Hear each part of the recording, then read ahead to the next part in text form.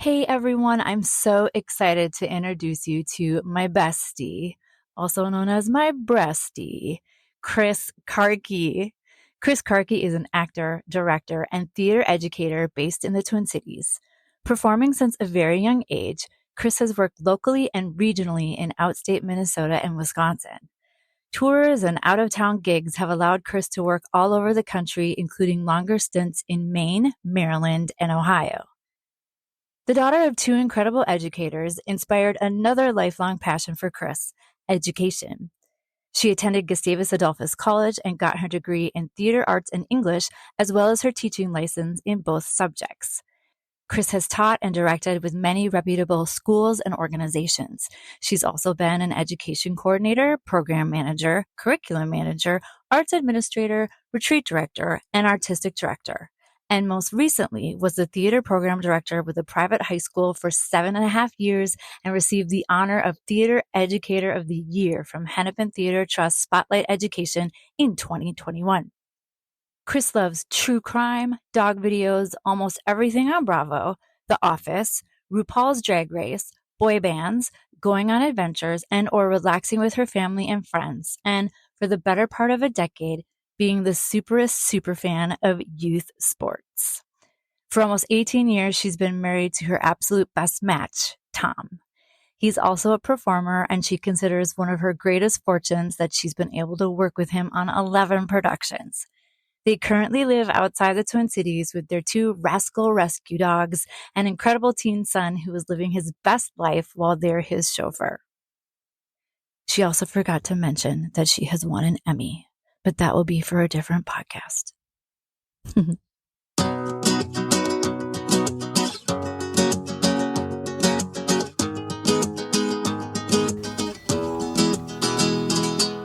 Welcome to Heal and Grow with Nikki. I'm your host, Nikki Kreminga Hill.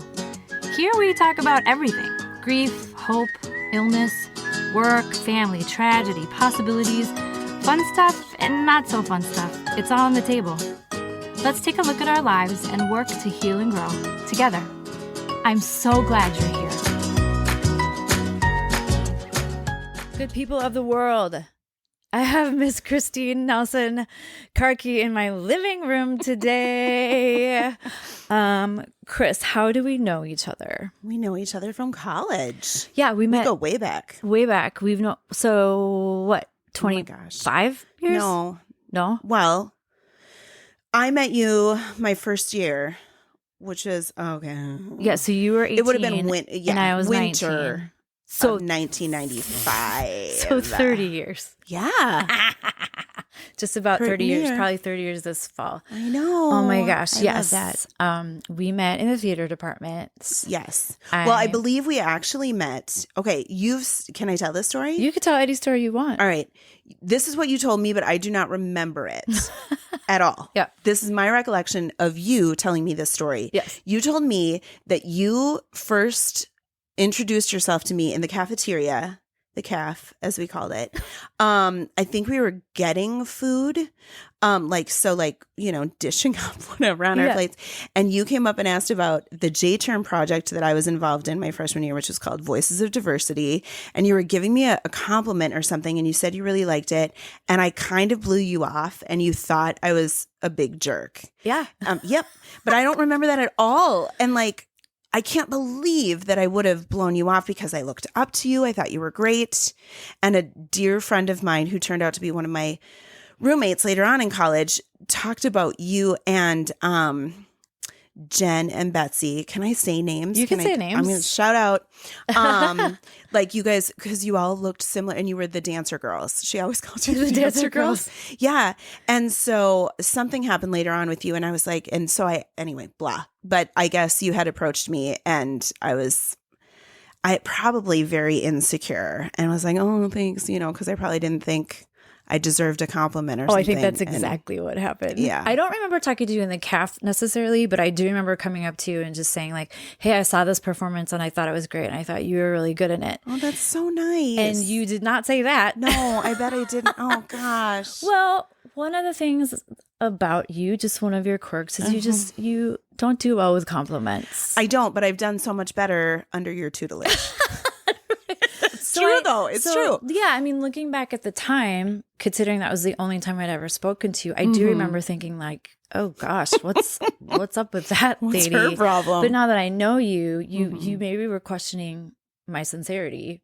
You know? Well, and honestly, I'm sure I had, although it didn't have a title at the time, I'm sure I had imposter syndrome. Sure. 100%. Right. So some rando coming up to you and just being like, hey, you're cool. It's probably like, oh, no, I'm not. Yeah. How did you even notice me in that? Right. Yeah. That kind of thing. Yeah. So that's how we met. Yeah. And then, but yes, then we worked together in the theater department. Yeah. Yeah. For years. Yeah. And then I stayed for a 5th year. So we actually graduated together. And then, I mean, there's a lot more history here, but then we lived together for like, how long? 3 years? Gosh. Was it? It was like, yeah, 2000 to like 2003 or 4. We definitely were living together on September 11th. Absolutely. So I know that. Absolutely. Yep. We were one another's maids of honor. Matron, I was your maid at the time. You were my matron. Darn right. Yeah. Yeah. So we've just been together for forever, and we're both only children. And so we just like have glommed onto each other like sisters. So it's been a pretty incredible friendship throughout the years. Absolutely. I like you. I like you. Today, what we're going to talk about specifically, and this is really interesting because Chris and I both we live through the same thing and we have completely different experiences with it, which that's just one of the things I love about human nature is that two people can experience, you know, let's say somebody broke into my house right now, we would still have different interpretations of what happened. Yeah. And I think that's so interesting. Yeah. Anyway, we're going to talk about the St. Peter tornado in March of 1998. March 29th. March 29th. Yep. We were both seniors. I was a super senior, and we were on it was spring break. Oh, yep. It was the first day of spring break, maybe? Like the Saturday? No. Okay. See, Chris has such a... Oh, this is so interesting. Chris, go ahead. Just take over. So I was student teaching that semester, and I was student teaching, I won't get into specifics, locally down there. And meaning she was still living on campus with all of us. And the high school I was working at did not have a spring break. So I went home for the weekend because my birthday was coming up. My birthday is the 1st of April. And so that's not an April Fool's joke either. That is legit. And so I went home for that weekend to celebrate my birthday, and I was miserable because I hated my student teaching experience, and I was not looking forward to spending spring break on campus alone. Right. Oh gosh, it would be so lonely and miserable and student teaching. So I went home for the weekend, and it was Sunday because I was at a play reading of a friend of mine who had written a play, and it was very good and very funny. And I had, even though I was staying with my, and my parents were there too with me, and we had driven separately, because they were going to go home and I was going to go back down to St. Peter. Wow. And we got in the car and my parents were showing me the way from this friend's house where the play reading was, how to get on the freeway to go to St. Peter. And they pulled over, and I pulled over behind them, and they came out of the car and said, you can't go back down to school. And I said, why? And I remember it being warm, abnormally warm for March 29th in Minnesota, and humid. I remember it being very humid. I remember what I was wearing. And they said, you can't go back down to school. And I said, why? And they said, there's been a tornado, and there's been, I can't remember exactly how they put it. If they said it went through St. Peter or Gustavus has been affected or something to that effect, where they said, we're just going to go home. We're going to figure out what's going on, and then we'll go from there. And so it was a Sunday. Wow. Yeah. Wow. So you go home and you just like what, turn on the television? What I remember doing is going to my room and picking up my landline, because it's 1998, and trying to reach my friends who were still on campus. Yeah. And I think at that point, I must have listened to the radio or something and knew that it had hit St. Peter and it had hit Gustavus. And I feel a little insecure about saying people's names, but I'm going to say them because they're good things. I'll bleep them out if they're bad. Okay, bleep and bleep. Yep. So I called Kari Lipke. I don't have to say last names, I suppose. She's 5'9". No, I'm joking. Who was a dear friend of mine, and 6'8" Nate, who was also on campus. If I remember correctly. Yes, we did have a friend. Well, he's actually a twin. Yes, he's 6'8", and his name is Nate. Mm-hmm. And I have run into his brother a couple of times in Minneapolis. You have? Yeah, and I only know this because I'm giving him a really weird look, and he's looking really weirdly at me, and I'm like, "Oh, that's not Nate. That's his brother." And then I'll be like, "Hi, Nate's brother." I didn't know that. Yeah. That's so great. Yeah. And as memory serves, they were still on campus. Yeah. And the phone lines had, for whatever reason, hadn't been affected yet. Mm-hmm. And I was in the middle of a call. I don't remember with which one of them. And the phone line went dead. Wow. Yeah. And because, of course, me being, it's so interesting. This is a tangent, friends on the podcast network. I am a tangent goer on. So here's a tangent. I've noticed a lot with my kid that like he's not a planner. He doesn't care. Yeah. Like he doesn't care if he's got friends to go and do stuff with. He's like, I'll figure it out, whatever, like, and me, I would never do anything without having like my list of friends, like, okay, so this spring break that I had to be on campus all by myself, I needed to know who else was going to be on campus. Yeah. Who could I eat with? Who could I socialize with so that I'm not feeling so utterly alone? And so I'd already known that who was going to still be there. Yeah. And there were a couple other people too on campus, but those were two that I knew I was like going to kind of like need in my circle. And so I called them both. And at one point the line went dead while I was talking to them. Did they seem afraid or anything? Were they just in shock? Yes. In shock. Yes. And I don't remember specifically what was said, but of course I was like, are you okay? And you know what I think it was? So memories are coming back. I think they were actually together somehow. How did I reach them? I don't know. Maybe I called Kari's cell or something. I don't know. But somehow I got a hold of them and they were all in one place, or at least a large group of them, because when you stayed on campus during a break in our small little college, they needed to know who was there. Right, so if there was something like this, an emergency, they could reach you, and they did. Everybody. They gathered everybody. Yep. And so they were together. So I could ask them, are you okay? And they were like, we're okay. And the phone line went dead. And just for the people listening at home, I can't remember what category the tornado was. I don't remember either. I want to say it was like a 3 or something, but everyone in St. Peter was fine. Yeah. However, there were a couple of deaths, I believe. So for some people that were in a car, people were driving. I thought it was just one, but yes, there was. Yeah. I thought it was a little boy. A child. Yeah. And so that's hitting the news, and we're and so we're like, who else has died?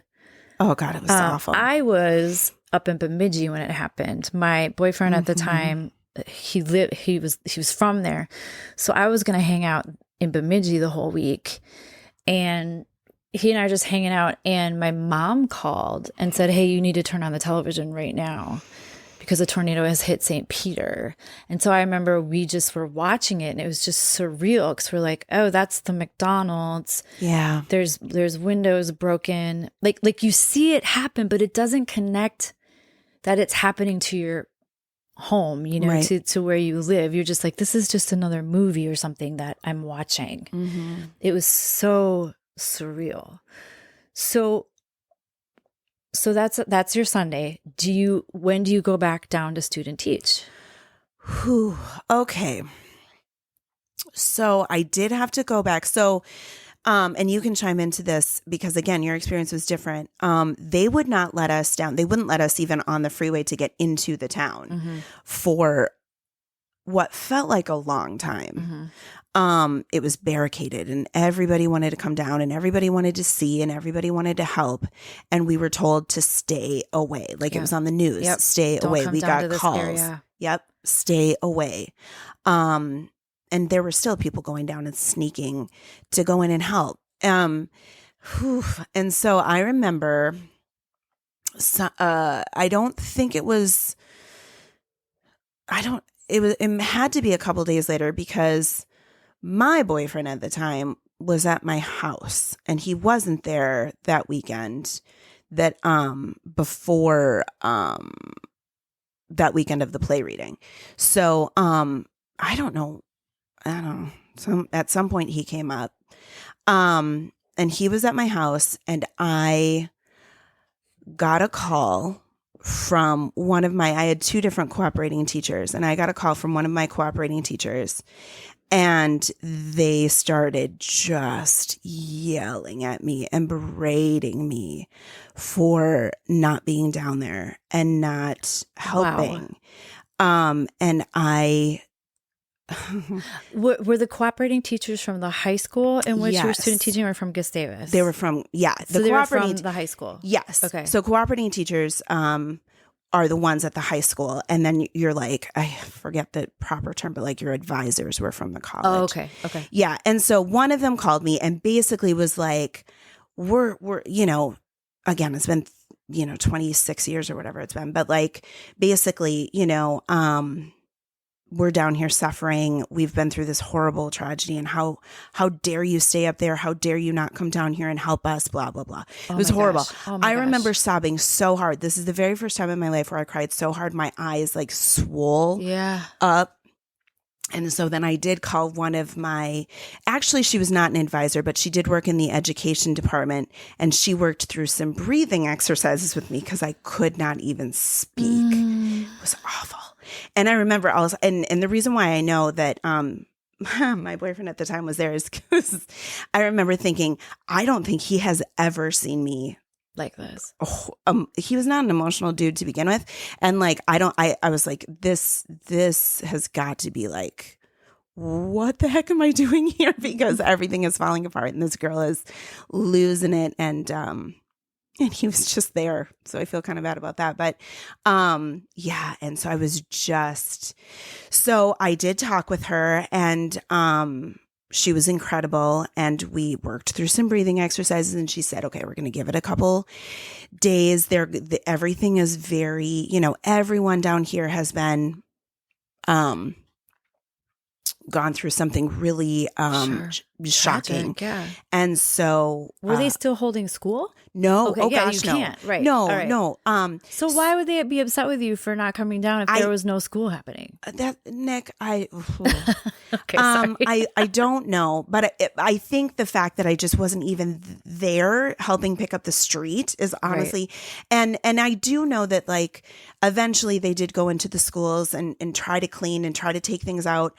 The high school eventually, we were not able to go back into the high school that spring, that year after the tornado.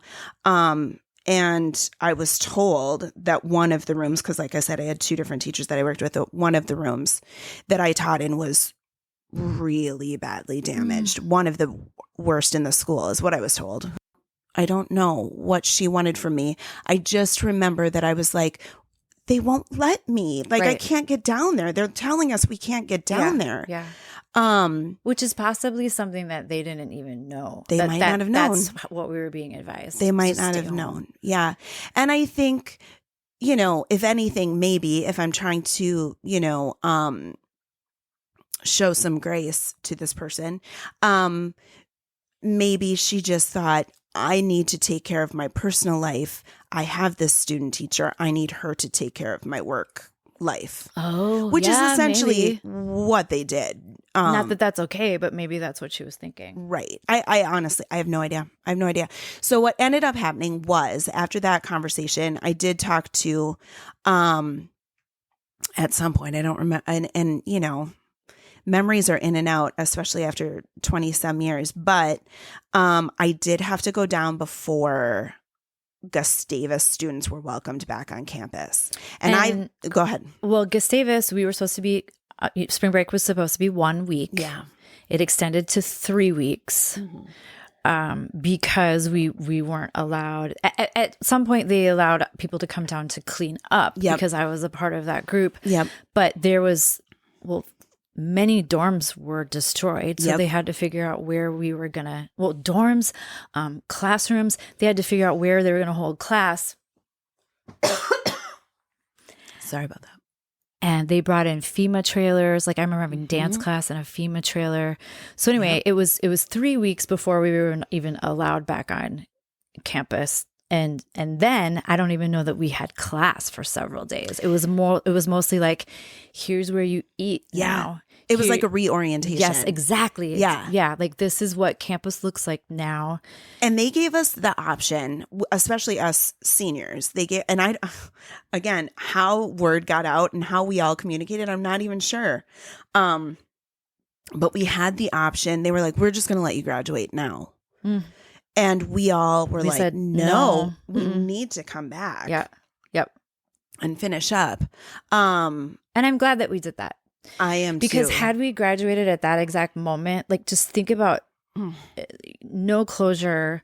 Like, the only reason why I graduated is because, they wanted to get me off campus. Like we actually, there was like a petition or something, and we actually kind of fought it and said, no, we want to stay here. We want to continue to learn and take class until our already scheduled graduation. And we want to have graduation on our football field. Yes. That was a big deal for us, I remember, because all the other classes had done that unless there was inclement weather.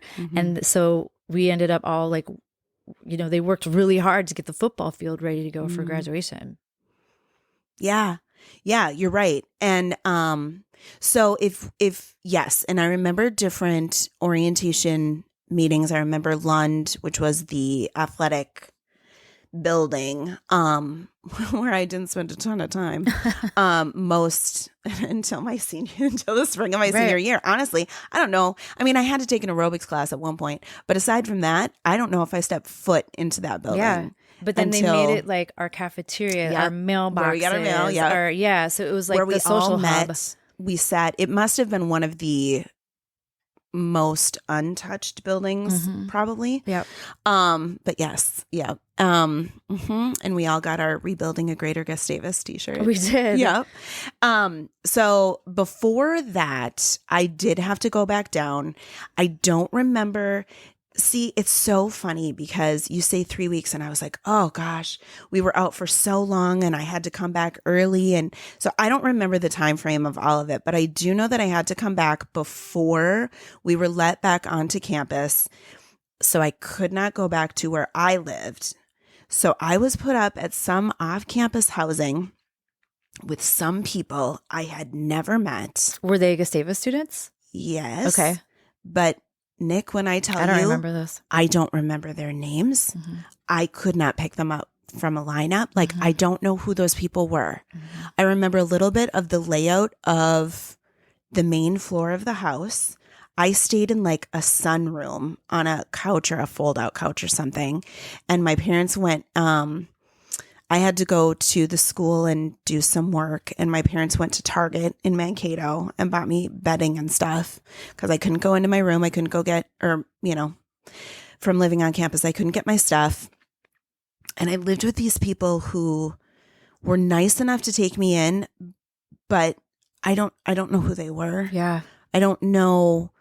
I remember almost nothing from that experience, except I do remember the sort of sunroom where I stayed. I remember two other friends who came down. They must have lived off campus too, Jared and Tom Machinsky. And we went to a movie, which was so nice. And there were other guys there too, but I didn't really know them that well. And I think we went and saw that movie with Meg Ryan and Nicolas Cage. What's that movie? I don't know. Oh, the soundtrack was huge. Oh, it was really sad. City of Angels. Yes, that was it. It is that. Mm-hmm. Yes. And it was a really sad movie. So it's like, here we are. I'm back down on campus. No one I know is there except for these two dudes. Were so sweet to take me like to a movie. And like, oh God, it's such a sad movie to watch while you're living through like kind of this weird crisis. Anyway, so I remember that. And I remember watching the Cinderella musical starring Brandy and Whitney Houston. And that is all I remember. That I don't remember a lot of it too. Yeah. And I wonder about that. Like, have I blocked some stuff out in order to survive that time? Because there are very few things that I remember about that time. I remember being so sad all of the time. Yes. I remember not really knowing who to talk to about it because like we were all really sad. We're all just trying to get through it. Right. It was just devastation. I had never seen anything like that in person. Well, I don't know that I ever have since, and by the time I got down there, people had already been cleaning things up. I went down, I think, towards the end of week 1, maybe the beginning of week 2 on a bus from my church. Yeah. And we picked tiny shards of glass out of the grass in front of the chapel. Oh, wow. And my dorm room was okay, but they eventually demolished that entire building because of tornado damage. But I was able to, when I went back, I got to go back to my room. And really, maybe not most people, but a significant amount of people were, you leave for spring break, you leave your room a certain way or whatever, and you come back and it is all gone. Mm-hmm. And you have to, like my boyfriend's house was trashed. And so like you're saying, you have to go buy, just new clothing or new bedding or whatever, because the campus it is absolutely not the same coming back. It was horrible. It was horrible. It was horrible. And like everybody knows how tornadoes kind of jump and whatever. And so you would see a street that looked perfectly normal, exactly what you remember. And then you would see a street where all of the roofs are tarps and there are no trees. And one of the saddest things for us, and I think for the town, I would have to assume, was the driving up the hill on College Avenue of, driving into Gustavus. That was one of the reasons why I wanted to go there. It was such a stunning campus and all of those old trees were gone. Yeah. And it was so barren. And it was like, it felt post-apocalyptic. It really did. So sad. I will say I was just there a couple of weeks ago with you actually. And we drove up.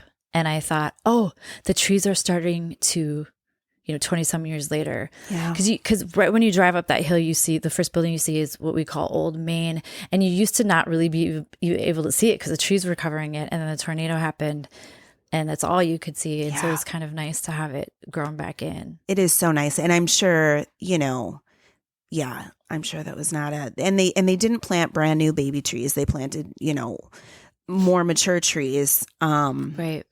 To put in, but now to see it, 25, whatever it is, years later, it just felt better. Yeah, it does. It felt better. I wanted to ask you something. Yeah. I don't know if you said this to me often, and I kind of just want to like dig into it a little bit. You have said that, you know what I'm going to say, that's why you're laughing. I think so. That the tornado was your fault. And you have truly believed that. Yes. And would you talk about that? Sure. Sure. I don't, now, where to begin? So student teaching for me, I started student teaching in February, and it was unpleasant to say the least. It was really awful. Yeah, you hated it. It was a horrible experience for you. It was a horrible experience. Very much mistreated by a lot of people. You were left in the dark, poor communication, all that. It was really tough. And so I student taught in English and in theater. Although I didn't really ever teach the theater class because the teacher, my cooperating teacher, didn't want to give that up. But English, I taught immediately. And what they did, the way the school day was set up for that year was classes were 90 minutes. And then you would only have English for half the year instead of the full year. And so essentially, my first day teaching, okay, let me just explain for those that have not had to go through the experience of student teaching. Typically with student teaching, what you do is you go in and you observe for a significant amount of time. Usually, yeah. Like I think from a lot of student teachers, like they get real antsy because they're sitting and observing for like a week, 2 weeks, 3 weeks, you know, because to just sort of ease into it. And then you teach a lesson. Yeah. And then you teach a half a day. And then you teach a full day. Right. And usually you teach a lesson for like a week and a half. Mm-hmm. You teach a half a day, and by half a day, I mean half a class period, pardon me.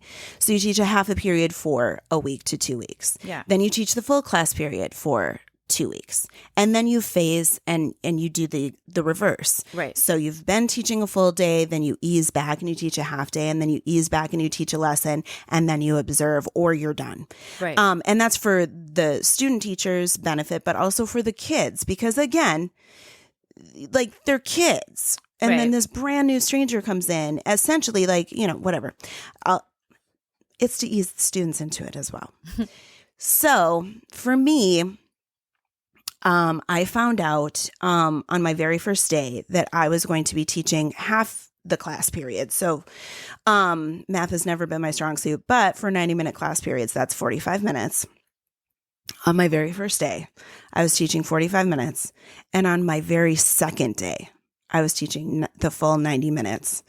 And they left. My cooperating teachers left. They left the room and they weren't even observing you. They were not observing me. That's correct.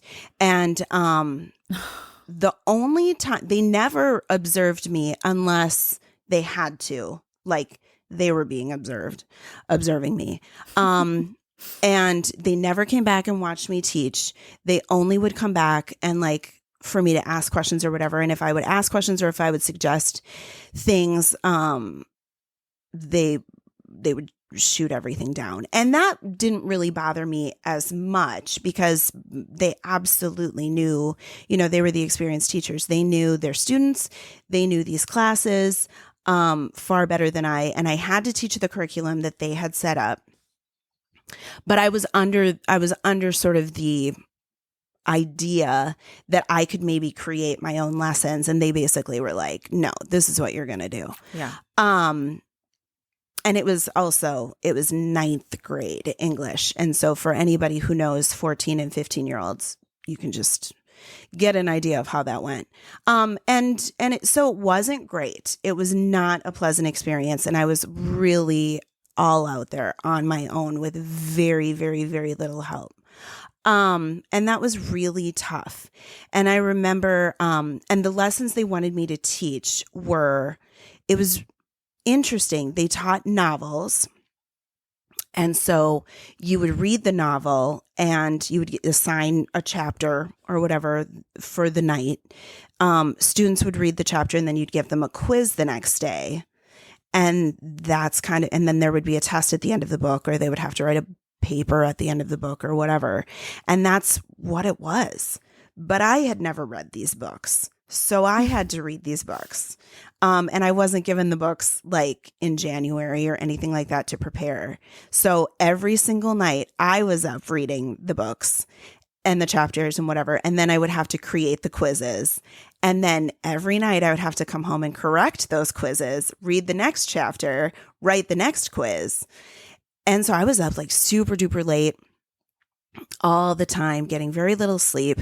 There were nights where I would have my friends, Nicole Don, you were one of them, I believe, come in and help me correct the quizzes. Oh yeah, I forgot about that. But there was a time we had like a paper correcting party. And they also had to journal, and you guys would read their journals sometimes, and and help me just sort of grade those and whatever. And so it was really very, very difficult. And both of my parents were teachers, and they were both incredible teachers.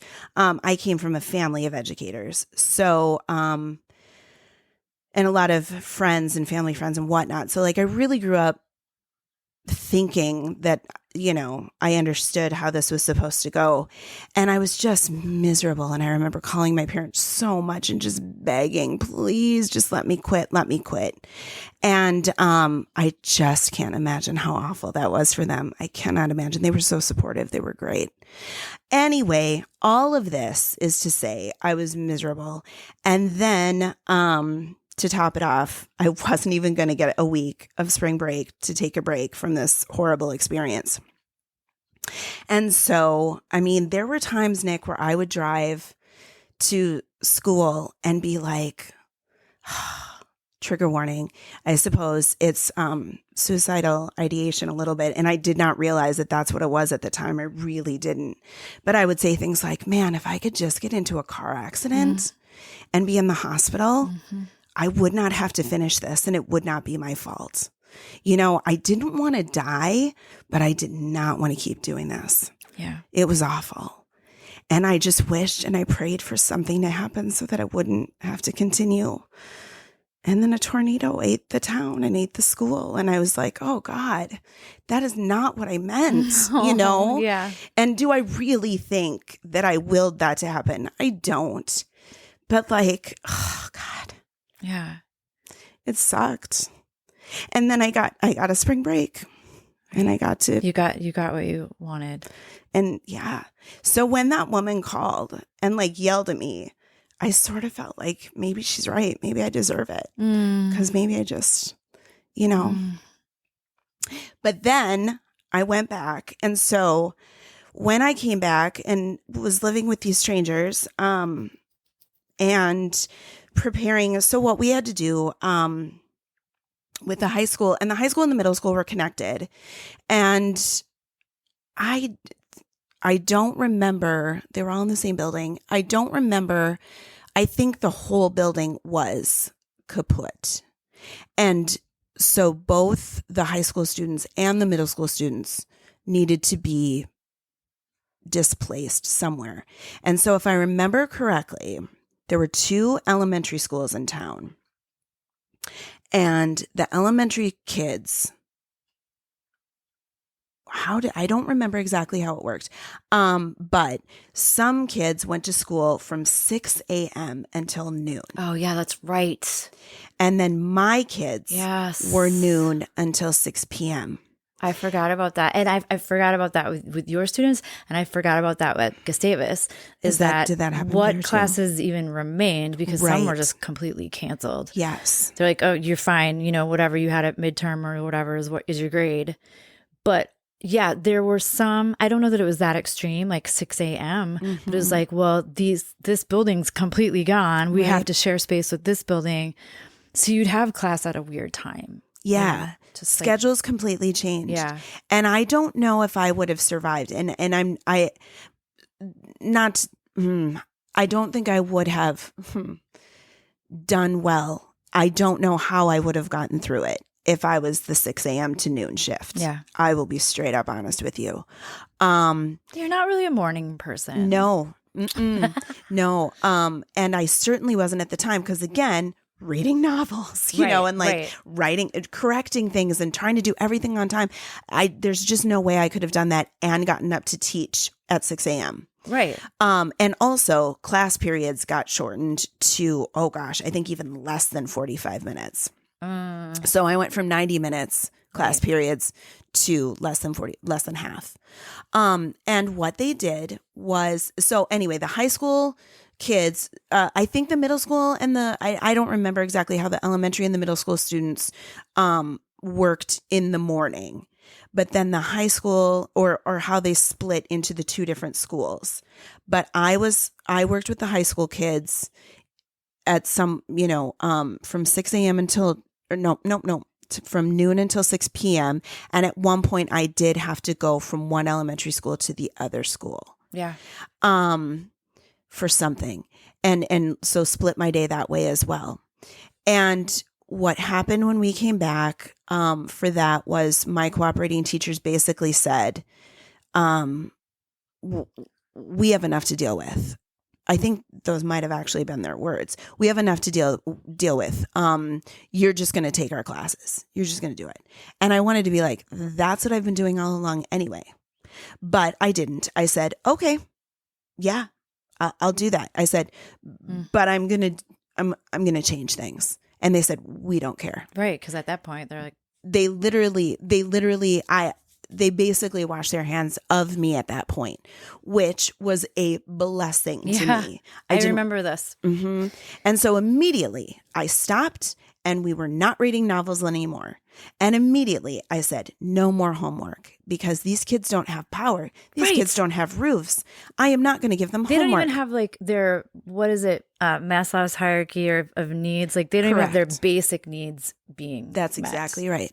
That's exactly right.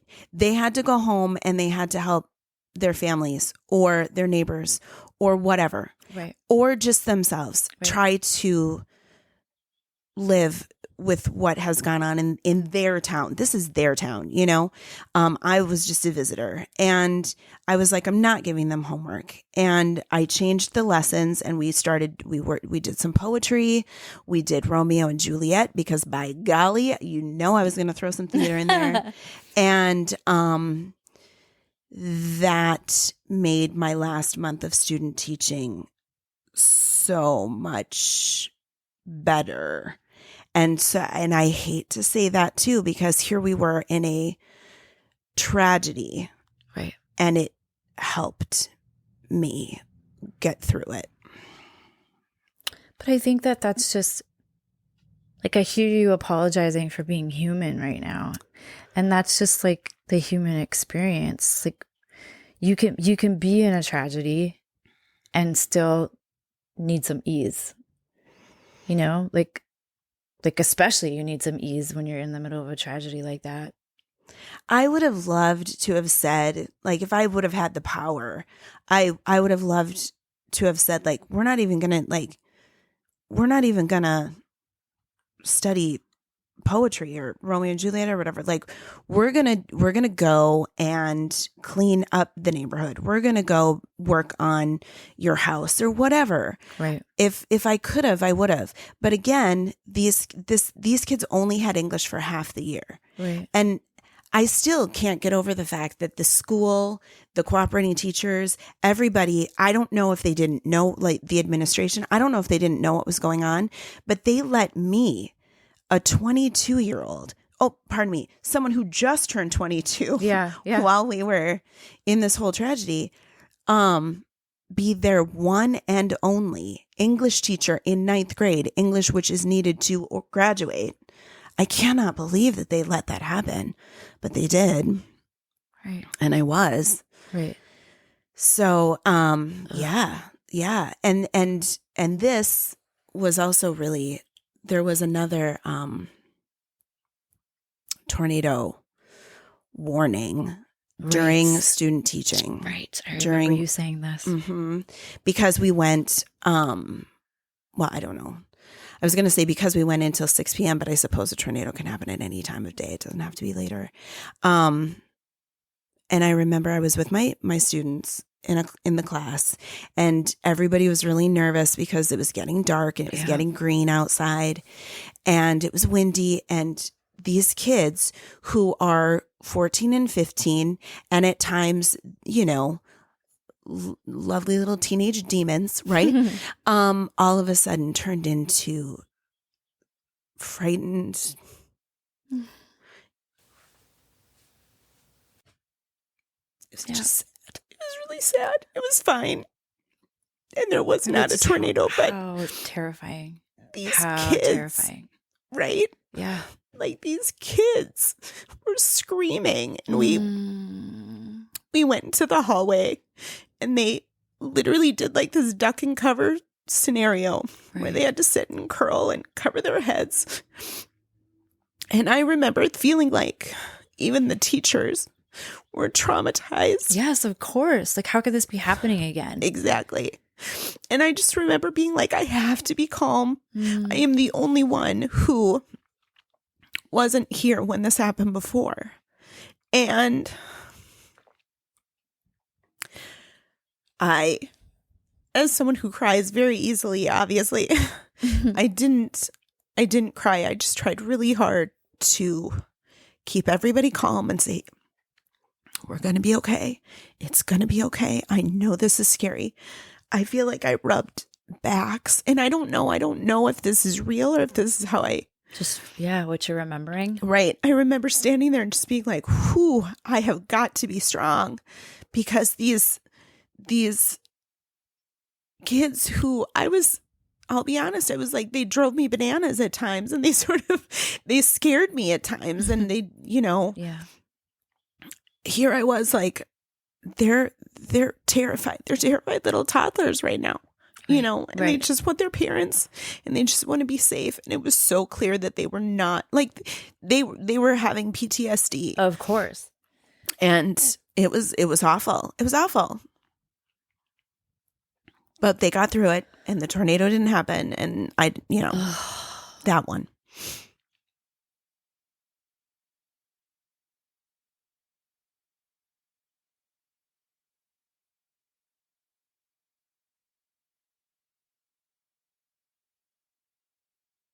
Period. Yeah. And I felt like I found that, I think, in that moment.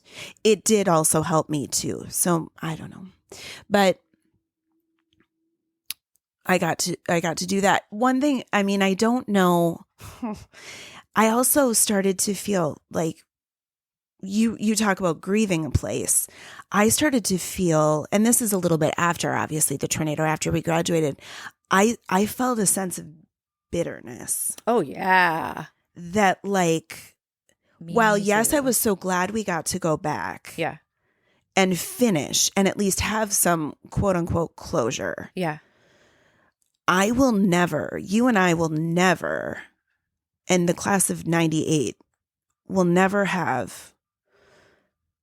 did have a campus to return to that was ours, where everything felt like, our 5-year reunion, our 10-year reunion, whatever. I mean, after 25 years, yes, you expect the buildings to start to look different and everything like that. Our buildings looked different. I mean, the campus looked different before we graduated. Oh, yeah. Everything was different. And our campus, and being an alumni, like, I feel a disconnect from Gustavus. Yeah. Because of that. Yes. And what's wild is, I think I felt that until you and I went back there with our dear friend Jeff. Went back there a month and a half ago. Because the way you took us through the building that we were in the most often was just like it used to be. Mm-hmm. And I was like, oh, this is the same. Yeah. This is the same. Yeah. This is the same. And it felt so good. And it felt like, okay, I was here. Mm-hmm. Interesting. Yeah, I was here. I was very bitter for a long time too. I did not want to even go near St. Peter, let alone school. Nope. And then when I started dating Paul, mm-hmm. I learned that he was a professor adjunct at Gustavus. And so I remember the first time I was like, okay, I'm going to go with you to your concert. And I just walked around by myself to sort of reacquaint myself with the landscape, and have since been back several times to dance and everything. But I stayed away for a good 15 years, maybe. It just made me sick to my stomach to think to even go. It just, and my parents met in college. And so college was always a huge connection point for them. Like, they have such an emotional connection to where they went to school.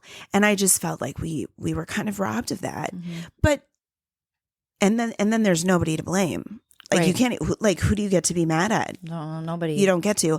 And then it's like, oh, well, you're so selfish. Your school was changed, but also they did rebuild pretty quickly. And they did, I mean, like, there are some really great advancements that probably wouldn't have happened had it not been for the tornado. Had it not been for that. Yeah. But, you know, and yet that tornado really, like, it affected and changed so many people's lives down there. Like, how dare I be, like, bitter that my senior year at a very expensive private college was affected. You know what I mean? Like, I just, but it's not it's just a bit of the ick. That like sure, the buildings, whatever, you know, but it's more than that. It's not just that the buildings are gone. It's that something that was home was immediately taken away. You know, and it's about the spirit of the thing as opposed to the actual physical objects. Like our home, I mean, it's the same. I mean, let's look at it this way. What if my house burned down tonight and I called you and I said, oh, it's just a house, it doesn't matter? You would never allow me to say that. No. You'd say it's more than a house. Right. It's your entire life was in there. And yes, they are only things and you will replace them. But that doesn't take away the fact that your house just burned down. I mean, that's sort of how I look at it, where it's like what once was is immediately gone. And it's the same as a death that you're unprepared for. What once was is immediately gone and you didn't have a moment to process it. You just immediately had to go to, oh, now I have to build a new thing, you know? And so it's just, I just want to caution you against saying, oh, doing the comparative suffering thing. Because for sure, some people had it worse than you, right? Yeah, no. Someone lost their child. And I like that you have that perspective there because you have to have that healthy perspective there. But there's room for both. There's room for your experience and my experience and the parents' experience who lost their little boy, you know, like all of that is relevant. All of that is valid. You know, we lost something that can never be replaced. And we didn't know we were going to lose it because I think there is a benefit. Thinking of how, like, my mom died suddenly and unexpectedly, and my dad is taking his sweet time. Yeah. There is something to be said for having the time to know, you know, like had we known that was the last time we're walking out of our dorm. Right. That we would have, it would have been different for us. We would have had an appreciation and a gratitude and we would have taken some stuff and, you know, so just, sorry, I don't mean to lecture you, but like, no, but I mean, space I think for all types of mourning. I really appreciate that. Like sometimes I just need permission. Yeah. You know? Yeah, I do. You have permission. You know, it was an awful time for you. Yeah, it was really. And just because it was an awful time for me too, doesn't mean that your time is less awful. No. And in all honesty, you know, my time was so unique. It really was. It was. And so I never had a class. I had meetings in the FEMA trailers. You know, I continued dating somebody who was on campus and he ended up living in a FEMA trailer. Yeah. Interesting situation. You know, like all of that was, but I never had a class in a FEMA trailer. Right. My class, you know, as a matter of fact, because I was, you know, an overachiever in certain areas, I had done a lot of extra stuff before the spring semester of my senior year. I actually didn't even have to finish out. I remember I didn't have to do like a senior project. Oh, right. I got that waived because essentially, I mean, my guess is it probably would have been waived anyway. Yeah, I think it would have been. But I was able to make the case that I had done enough up to that point to sort of quote unquote prove myself, I guess. But I still would love to hear, I still hear things when you say things like, oh, our class schedules were changed, or I had to have there were people that would have science class I'm trying to think of a totally different room, other than where a science class would be. But like, you know, like having the cafeteria on the basketball court, you know, that's the kind of stuff where it's like, oh, yeah. A lot of my memories with the tornado are intertwined with student teaching and vice versa. So there's a lot, like, I don't know that I can ever talk or think about the tornado without thinking about student teaching. Right. It was so unique. But I still am interested and intrigued to hear other people's experiences during the tornado, because it is also, or their experiences after the tornado. It's because it's still so different from mine. Right. Because right. I didn't have any more classes on campus, you know, it was all, you know, my student teaching. And, you know, so it's still very, I mean, our experiences are so very, very different, even though we were there at the same time. So I would love to hear more about that, even though it's been so long. There's still stories that I didn't hear, and things that people experienced that we have no idea. Did. Yeah. We have no idea what happened with them. Mm-mm. Yeah. It's such a weird thing to have lived through, you know, like a natural disaster like that. Like, really, if you think about it, not very many people have an experience like that. Yeah. You know, and obviously if you were living down there at the time, like I was just watching it on television, I was dealing with like the aftermath. Right. So I don't even know that I can say I've lived through a tornado, because I haven't. But if you think about it, it's so rare when something like that happens, and to be so close to it is just a very interesting perspective to have. Nothing that I ever thought about before. No. I still don't understand why people go outside when the siren goes off. When the siren goes off, y'all, you get inside and you take cover. You don't take pictures. You don't take video. You get your booty inside a safe place. I mean, there's my PSA, I guess, for the week. But like, you don't. It's just not something to mess around with. Right. Yeah. And I hope, I mean, there have been tornadoes have really been in the news a lot lately. A lot of people are going through that. Yes. And I just, my heart goes out to all of them. And I just, you know,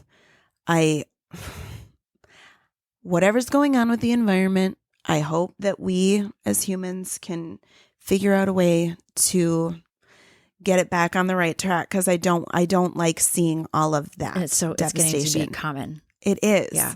And I don't like it. And it's scary. It's scary because it's a pretty horrible thing to go through. For so many reasons. Yeah. Like just layered, complicated reasons. Yeah.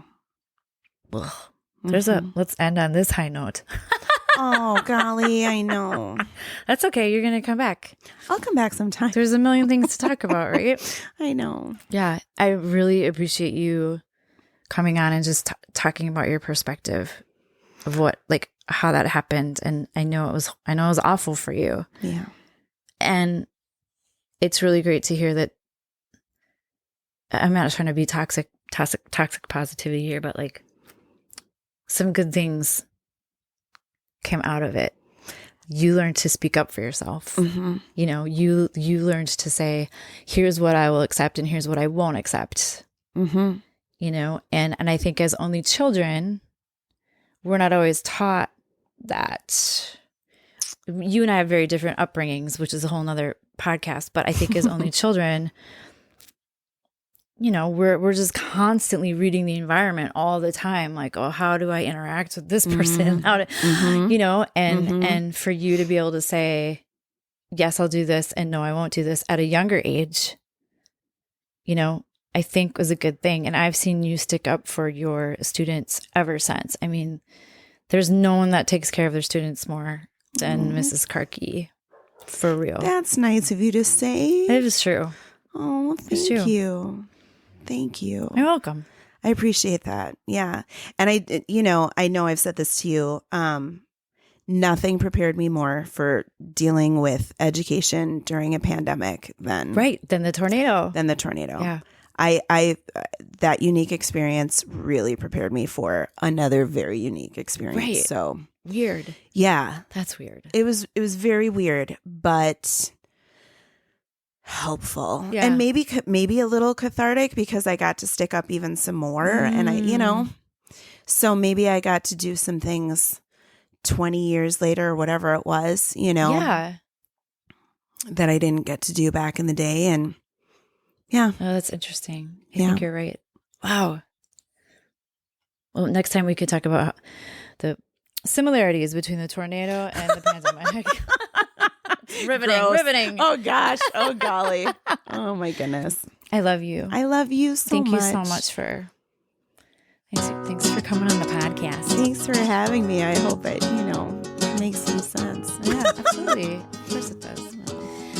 Thanks everybody. We'll see you next week. Thanks for healing and going with me. Mwah. Hey everyone. If you enjoy my work and you would like to support me, there are so many ways in which to do so. You could purchase my book, Things I'm Thinking About, A Daughter's Thoughts on the Loss of Her Mom. It's on Amazon and also linked in the show notes here.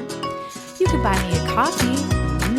Coffee. That's also linked in the show notes. Or spending money right now is not something that you're able to do. You could always share your favorite podcast. You could tag me in a post. You could follow me on Instagram or Facebook or LinkedIn. Any of those things help me out quite a bit.